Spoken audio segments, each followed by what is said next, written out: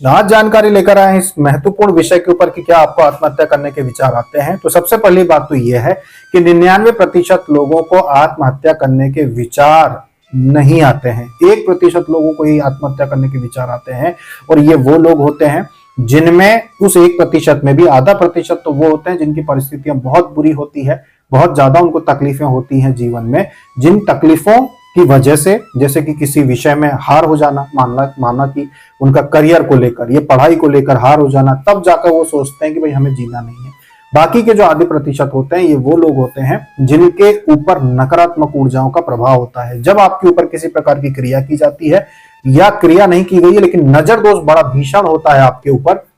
बहुत अधिक नजर दोष हो जाता है कि आपके साथ बहुत अच्छा हो रहा है, घर में बहुत उन्नति हो रही है, बहुत धन कमा रहे हैं, बच्चे अच्छे लिख रहे हैं, पढ़ रहे हैं, जब बहुत सारे लोगों की नजर आपको लगती है ना, तब भी आत्महत्या करने के विचार आने लगते हैं। क्योंकि नकारात्मक ऊर्जा का ये काम ही है कि मनुष्य को बर्बाद करना। तो अगर आप लोगों में से किसी भी साधक साधिका के मन में कभी भी नकारात्मक ऊर्जा के ये विचार आए कि मुझे आत्महत्या कर लेना चाहिए, ये जीवन जो मेरा है ये तो बेकार है, मुझे मर जाना चाहिए, समझ जाइए, उसी समय निर्णय कर लीजिए कि मुझे पता लगाना है कि आखिर इसका कारण क्या है। क्योंकि आत्महत्या के विचार 99% लोगों को ऐसे इतनी हिम्मत नहीं आती कि वो आत्महत्या कर लें। 1% लोग ही उस निर्णय पे पहुंच पाते हैं कि हम आत्महत्या कर लेते हैं। उसके 2 ही कारण है जो हमने बताए। आप ये पता लगाइए कि कहीं कोई नकारात्मक ऊर्जा तो नहीं है, अपनी नजर उतारिए, कपूर लौंग जला के लगातार 7 दिन तक अपने ऊपर से घुमा घुमा के आप जलाइए, अपने ऊपर से नींबू उतार के चौराहे पे फेंक कर आइए, अपने ऊपर से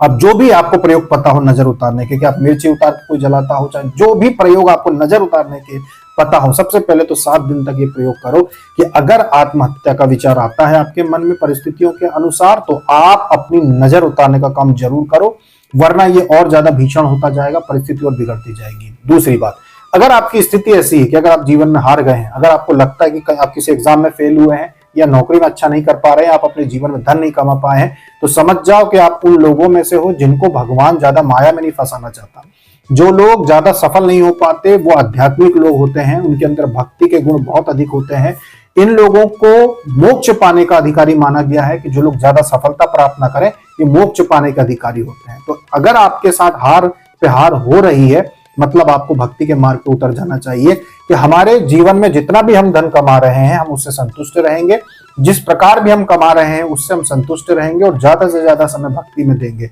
ऐसे लोगों के साथ जीवन में ज्यादा धोखा नहीं होता, ऐसे लोगों का पैसा डूबता नहीं है, ऐसे लोगों के साथ लोग फ्रॉड नहीं कर पाते, ऐसे लोगों को लोग ज्यादा धोखा नहीं दे पाते, क्योंकि ये अपनी परिस्थितियों से संतुष्ट होते हैं कि भाई 10-15 हजार की नौकरी है, 20 हजार की नौकरी है, 30 हजार की नौकरी है, 40 हजार की नौकरी है, मैं इसमें संतुष्ट हूं, मुझे बहुत करोड़ों नहीं कमाना,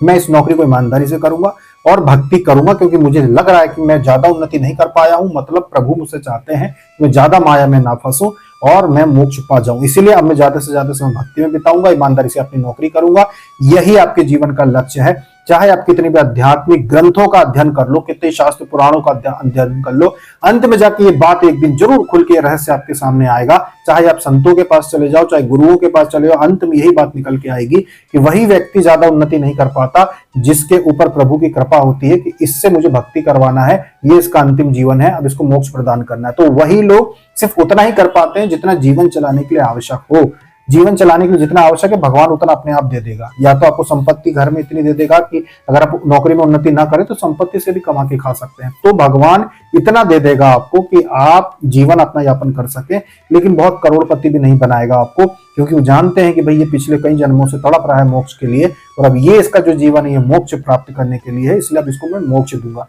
तो परिस्थितियां भी अगर आपकी गड़बड़ हो जाए तो उनसे भी घबराए नहीं, आत्महत्या का विचार ना लाए। प्रभु आपसे कुछ विशेष काम करवाना चाहते हैं, इसीलिए आपको इन संसारिक जंजालों से बचा के रखा है। इसीलिए आत्महत्या ना सोचें, बल्कि सकारात्मक समझ के जीवन में आगे बढ़ें। तो कभी भी आपके ऊपर नकारात्मक ऊर्जा का प्रभाव के कारण कभी भी आपको आत्महत्या का विचार आए तो पता लगाएं कि इसका कारण क्या है। आपको पता जरूर चल जाएगा और आप उन परिस्थितियों से बाहर आ जाएंगे। अभी तक के लिए इतना ही। जय श्री कृष्ण।